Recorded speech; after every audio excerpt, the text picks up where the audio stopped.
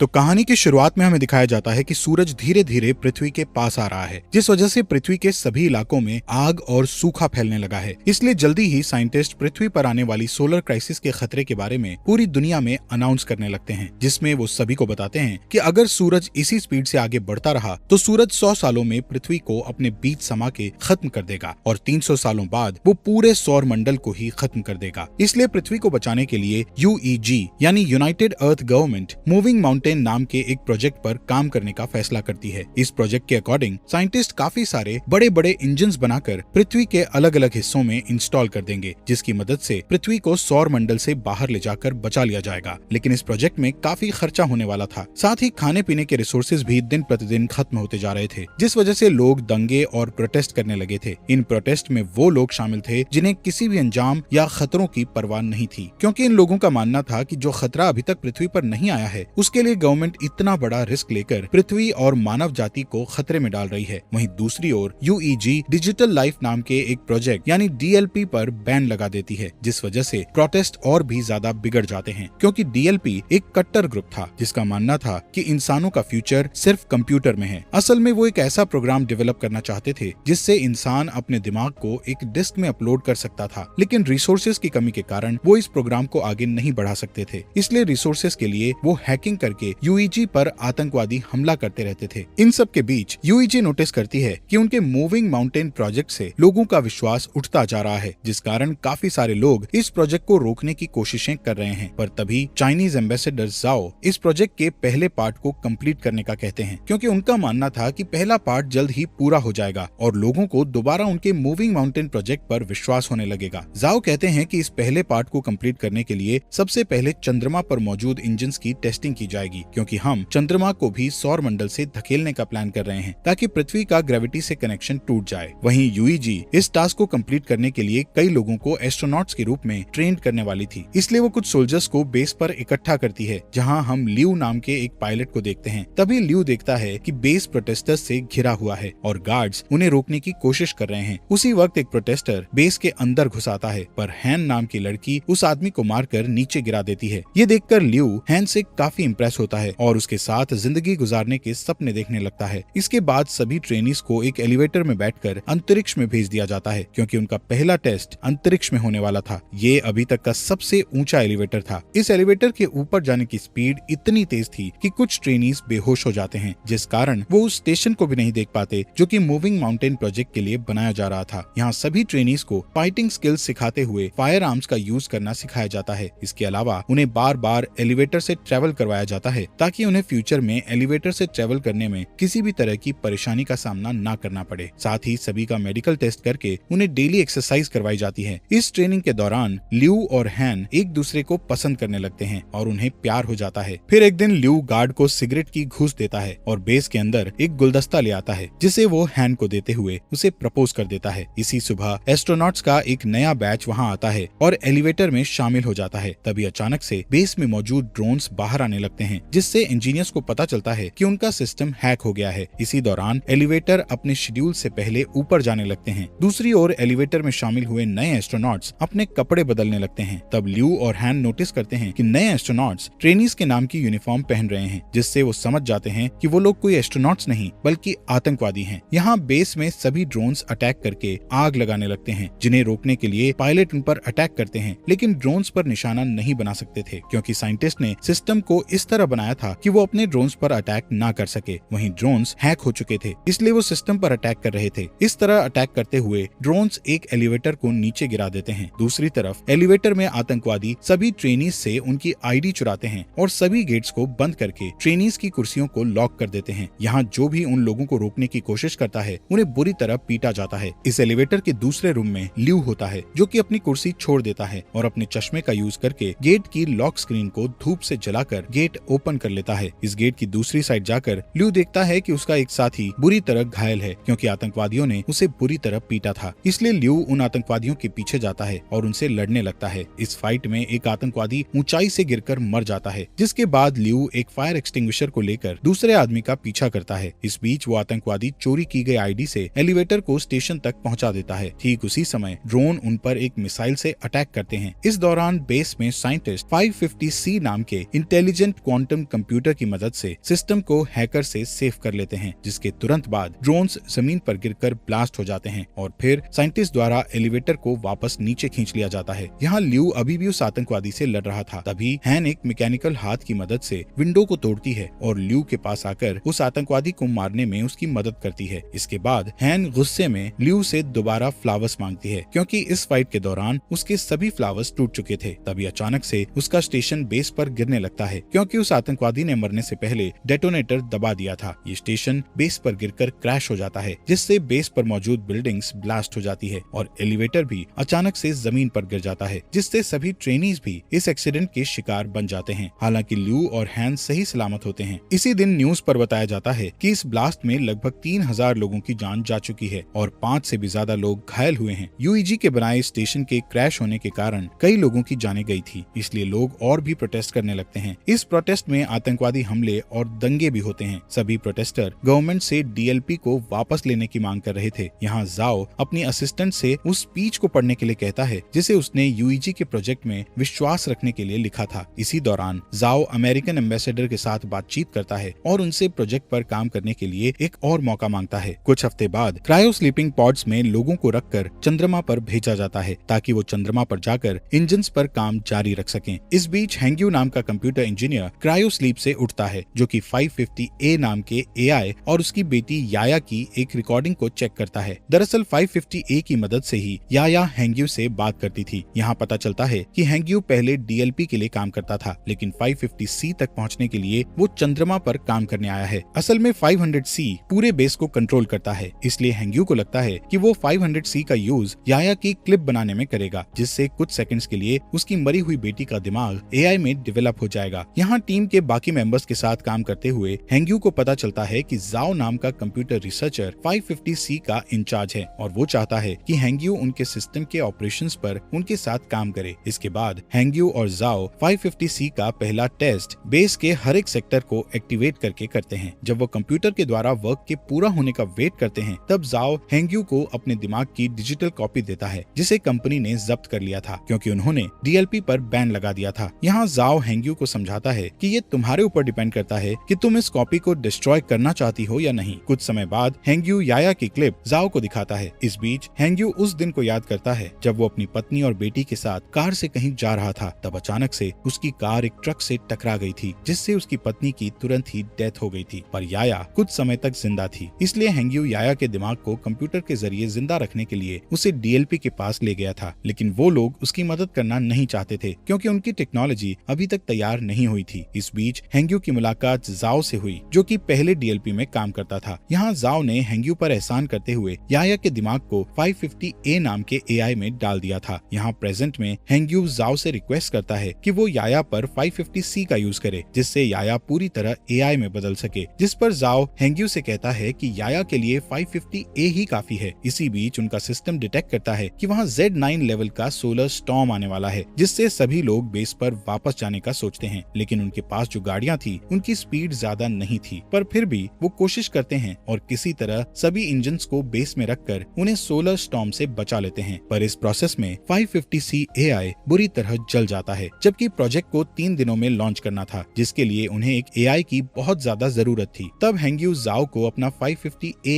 AI देने को कहता है, लेकिन इसके बदले वो फ्यूचर में 550 मॉडल्स डेवलप करने वाली टीम में खुद को शामिल करने का कहता है, जिस पर जाओ मान जाता है और हैंग्यू एआई से याया के दिमाग के डिस्क निकाल लेता है। 3 दिन के बाद टीम इंजन्स का टेस्ट करती है। तब चंद्रमा कुछ सेकंड्स के लिए अपनी जगह से थोड़ा सा शिफ्ट हो जाता है, जिसे देखकर टीम बहुत खुश हो जाती है, क्योंकि इससे साबित हो जाएगा कि 20 साल में वो पूरी तरह से चंद्रमा को पृथ्वी से दूर कर देंगे। इसके अलावा टीम की इस सफलता से पूरी दुनिया के लोगों को मूविंग माउंटेन प्रोजेक्ट पर विश्वास हो जाता है। कुछ महीने बाद वो पृथ्वी पर इंजन का टेस्ट करते हैं, जिससे सभी स्क्रीन ब्लैक हो जाती हैं और लोगों को लगता है कि उनका टेस्ट फेल हो गया है, लेकिन अचानक उन्हें फील होता है कि जमीन हिल रही है। वहीं दूसरी ओर बेस पर मौजूद एस्ट्रोनॉट्स को आसमान में एक लाइट जलती हुई दिखती है। इससे यूईजी के साइंटिस्ट प्रूव करते हैं कि पृथ्वी अपनी जगह से थोड़ी दूर पर शिफ्ट हुई है। ये जानकर पूरी दुनिया जश्न मनाने लगती है। इसी तरह कई साल बीत जाते हैं और यूईजी बहुत ही शक्तिशाली इंजन्स को बनाता है, जो कि पृथ्वी और चंद्रमा को धक्का देकर मूव करके सौर मंडल से दूर कर देगा। साथ ही इस प्रोजेक्ट का नाम अब द वेंडरिंग अर्थ रखा जाता है और 550C द्वारा कई बिल्डिंग्स को बनाया जाता है। जाता है, जिसके बाद यूईजी हर साल एक नया टेस्ट करती है जिससे उनकी थ्योरी सही साबित होती है। इस तरह लोग यूईजी के प्रोजेक्ट को पूरी तरह एक्सेप्ट कर लेते हैं, जिस कारण डीएलपी पूरी तरह से गायब हो जाता है। इसके अलावा लोगों में ये भी चर्चा होती है कि गवर्नमेंट ने जो अंडरग्राउंड सिटीज बनाई है उनके अंदर जाने के लिए लोगों को पास खरीदने होंगे। यहाँ पता चलता है कि हर साल पृथ्वी का रोटेशन धीमा हो रहा था, जिससे एक दिन में 24 घंटे की जगह 60 घंटे का सिस्टम हो गया है और ग्लोबल इंटरनेट भी अब बंद हो चुका था। साथ ही पृथ्वी पर अब बाढ़ और सोलर रेडिएशन जैसी समस्याएं लगी थी, जिससे कैंसर की बीमारी बढ़ने लगती है। इधर ल्यू और हैन शादी कर लेते हैं और उनका एक बेबी बॉय होता है। वो दोनों परेशान होते हैं क्योंकि उन्हें उनके बेटे के लिए अंडरग्राउंड सिटीज का पास नहीं मिला था। इसी बीच हैन को कैंसर हो जाता है, जिससे वो दोनों और भी परेशान हो जाते हैं। यहाँ हैंग्यू नए 500 डेवलपमेंट की हेल्प से याया के लिए एआई बनाता है, जिसे वो 550W का नाम देता है। यहाँ हमें बताया जाता है कि स्टेशन को गिरे हुए 14 साल बीत चुके हैं और अब ल्यू मेजर की पोस्ट पर आ चुका है। एक दिन ल्यू को अंतरिक्ष में भेजने के लिए उसका इंटरव्यू लिया जाता है। यहाँ 550W उसका इंटरव्यू लेता है और बताता है कि ल्यू के स्किल्स इम्प्रेसिव हैं। इसके अलावा 550W ल्यू की फैमिली में हो रही परेशानियों के बारे में भी बताता है और कहता है कि ल्यू को पृथ्वी पर रहकर अपनी फैमिली की देखभाल करनी चाहिए, जिस पर ल्यू कहता है कि मुझे अपनी फैमिली को पीछे छोड़ने का दुख है, लेकिन मुझे अपने बेटे को अंडरग्राउंड सिटी में भेजने के लिए बेस पर आकर काम करना पड़ेगा। यहाँ मिरर के दूसरी साइड प्रोजेक्ट के इंचार्ज साइंटिस्ट इस इंटरव्यू को सुन रहे थे, जिसमें हैंग्यू ल्यू की बातें सुनकर अपनी बेटी की याद करने लगता है। इसके बाद 550W बताता है कि हैन की जल्दी ही डेथ होने वाली है, जिस कारण ल्यू पूरी तरह से टूट जाएगा और स्ट्रेस टेस्ट में फेल हो जाएगा। इंटरव्यू के बाद ल्यू हैन के साथ टाइम स्पेंड करने के लिए हॉस्पिटल जाता है, जहाँ हैन कहती है मैं आखिरी बार अपने होम टाउन को देखना चाहती हूँ, पर मौसम की समस्याओं के कारण उसे होम टाउन में ले जाना बहुत मुश्किल था। इधर हैंग्यू ल्यू की बातों से इतना इमोशनल हो गया था कि वो चोरी से बेस में घुसकर याया के दिमाग को 550W से जोड़ देता है और उसे सिस्टम में देखने लगता है, जिससे वो इमोशनल होकर रोने लगता है। तभी जाओ गार्ड्स के साथ वहाँ आ जाता है और हैंग्यू को समझाने लगता है कि उसे याया की डेथ को एक्सेप्ट करना होगा, जिस पर हैंग्यू मना कर देता है और याया को पूरी तरह से 550W में अपलोड कर देता है, जिससे चंद्रमा के सिस्टम में तुरंत प्रॉब्लम आना शुरू हो जाती है और सभी इंजन्स फेल होने लगते हैं। इसके बाद गार्ड्स हैंग्यू को पकड़ लेते हैं और अपने साथ ले जाते हैं। इधर जाओ याया की डिस्क को निकालकर 550W एआई को बंद कर देता है। इस बीच ल्यू अपने पुराने दोस्तों के जरिए एक जेट उधार लेता है और हैन को उसके होम टाउन ले जाता है। कुछ ही समय में वो शंघाई सिटी में लैंड करते हैं, जो कि अब बर्फ से जमी हुई बंजर जमीन बन चुकी थी। दोनों सितारों को देखते हुए बातें करते हैं, जहाँ हैन ल्यू से कहती है कि मैं समय आने पर शान से मरना चाहती हूँ। यहाँ यूईजी के लोग हैंग्यू के द्वारा की गई सिस्टम प्रॉब्लम्स के बारे में बात करते हैं और नोटिस करते हैं कि ये उस हैकिंग की तरह ही है जो कुछ सालों पहले ड्रोन और एलिवेटर के साथ की गई थी। इसलिए सभी 550W के सिस्टम को हैक करके सही करने का सोचते हैं, लेकिन वो हर बार ब्लॉक हो जाते हैं। तभी अचानक चंद्रमा के इंजन ब्लास्ट हो जाते हैं, जिससे चंद्रमा पृथ्वी की ओर आने लगता है। दूसरी तरफ जाओ समुद्र के पास खड़ा होता है और सभी देशों के लीडर्स को एक इमरजेंसी अलर्ट सेंड करता है, क्योंकि सुनामी धीरे धीरे बढ़ रही थी जो जल्द ही जमीन से टकरा जाती है। इस इमरजेंसी के कारण ल्यू को भी वापस ड्यूटी पर बुलाया जाता है। वहीं लीडर्स पहले से ही अंडरग्राउंड सिटी को खोलना शुरू कर देते हैं ताकि वो सुनामी से लोगों की जान बचा सकें। यहाँ ल्यू के मिशन पर जाने से पहले ही हैन की डेथ हो जाती है, इसलिए उनके बेटे को हैन के पिता अंडरग्राउंड सिटी में मिल जाते हैं। इस बीच जाओ यूईजी से सपोर्ट मांगते हुए कहता है कि उन्हें पृथ्वी के सभी परमाणु हथियारों का यूज करके चंद्रमा पर अटैक करना होगा, ताकि वो चंद्रमा को पृथ्वी से टकराने से रोक सकें, जिस पर सभी देश अपने अपने हथियार सौंपने के लिए मान जाते हैं। इस बीच जाओ हैंग्यू से मिलने के लिए जेल में जाता है और उसे बताता है कि वो पृथ्वी के इंजन्स को जल्द से जल्द एक्टिव करना चाहते हैं, लेकिन इसके लिए उन्हें ग्लोबल इंटरनेट को फिर से एक्टिव करना पड़ेगा। साथ ही जाओ बताता है कि इंटरनेट का एक सर्वर पानी में डूब गया है, जिसकी केयर करने के लिए उन्हें हैंग्यू की जरूरत है, लेकिन हैंग्यू जाओ की बात नहीं मानता है। तब जाओ उसे याया के दिमाग की डिस्क दिखाकर उसे ब्लैकमेल करता है, जिससे हैंग्यू को उसकी बात माननी पड़ती है। इसके बाद हम देखते हैं कि परमाणु को ट्रांसपोर्ट करने के लिए ल्यू के साथ साथ कई पायलट को चुना जाता है। वहीं पृथ्वी पर मिसिंग इंटरनेट सर्विस की देखभाल के लिए 3 टीम्स को बीजिंग, टोक्यो